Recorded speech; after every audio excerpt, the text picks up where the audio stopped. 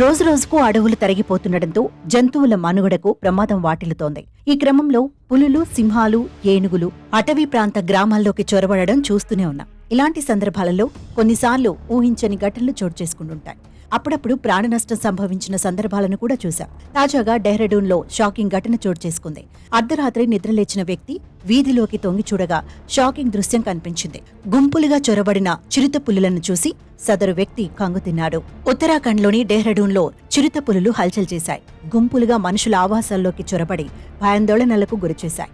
అర్ధరాత్రి వీధిలో వస్తున్న శబ్దాలు విని ఇంటి పై అంతస్తులో నిద్రపోతున్న ఓ వ్యక్తి బాల్కనీ నుంచి తొంగి చూడగా వీధిలో షాకింగ్ దృశ్యం కనిపించింది. ఒక్కసారిగా 3 చిరుత పులులు వీధిలోకి చొరబడ్డాయి. అటూ ఇటూ తిరుగుతూ ఉండడం చూసి అతను ఒక్కసారిగా షాక్ అయ్యాడు.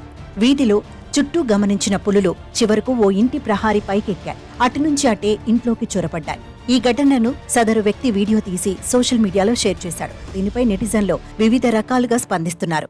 వామ్మో, అక్కడెవరైనా ఉంటే ఏంటి పరిస్థితి అంటూ కొందరు, కుక్కల మీద దాడి చేసినట్టున్నాయి అంటూ మరికొందరు, వివిధ రకాల ఎమోజీలతో ఇంకొందరు కామెంట్లు చేస్తున్నారు. ఏదేమైనా జంతువుల ఆవాసాలను ఇష్టం వచ్చినట్లు నాశనం చేయడమే కాకుండా వాటితో పాటు మనుషులు కూడా ప్రమాదంలో పడిపోతున్నారనేది మాత్రం నిజం.